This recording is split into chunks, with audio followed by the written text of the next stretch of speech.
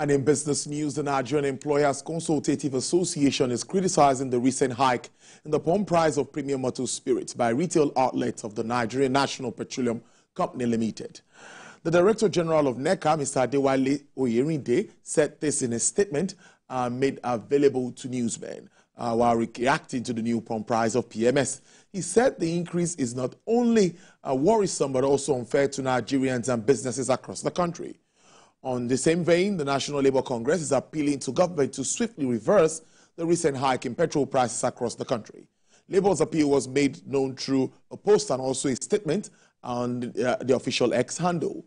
NNPC retail outlet hiked the pump price of fuel to 855 naira per litre. The development comes as the Dangote refinery officially announced the first rollout of premium auto spirit.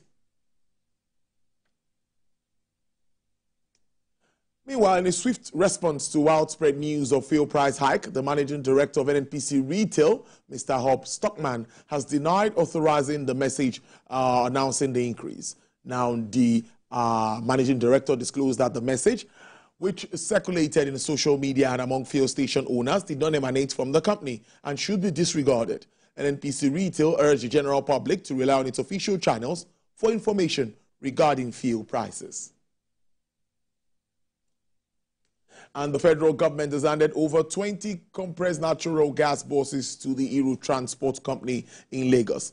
This is part of the efforts of the presidential compressed natural gas initiative aimed at providing palliative measures and sustainable transport solutions to communities as Nigerians grapple with the high transportation costs. Sunday Binibo reports. Since the federal government removed petrol subsidy and liberalized the foreign exchange market, the attendant effects have continued to impede the growth of various sectors of the Nigerian economy. High cost of transportation has remained one of the many impacts of this policy decision.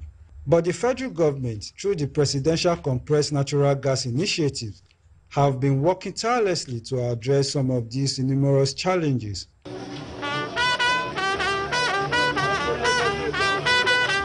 The team is in Lagos to hand over CNG power buses to Iru Transport Company in Lagos. Today is a fulfillment of Mr. President's promise, one of the many steps he had taken in the last 1 year to ensure we move Nigeria to the gas future that it deserves. Since December of last year, Mr. President did not just put a down payment of about 100 billion naira in the first phase of this program. Already in the second phase of the program, to run from this year to next year, he has committed an additional 200 and 340 billion naira in appropriations to the National Assembly. For us in Ireland, we have the material, we have the human capital, we have the material capital.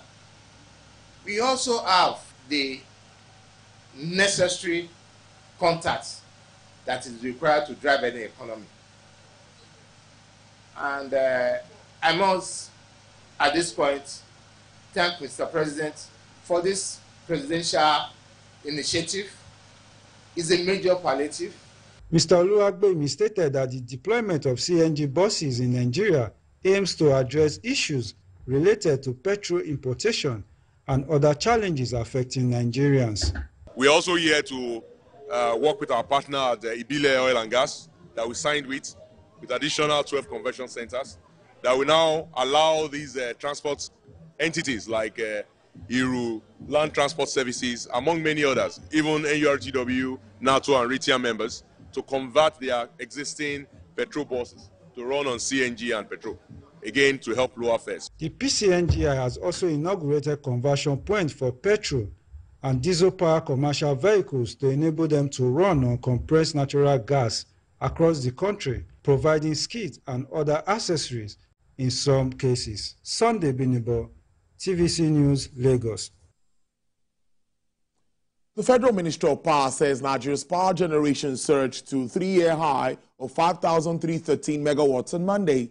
This is contained in a statement by the Special Advisor on Strategic Communications and Media Relations to the Minister of Power, Mr. Bolaji Tunji.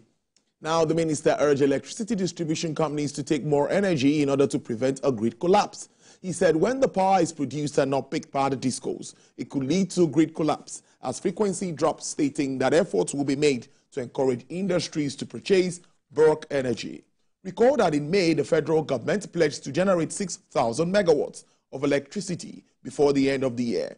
The minister pledged that power generation in Nigeria would hit 6,000 megawatts before the end of this year, going by improvements in the sector.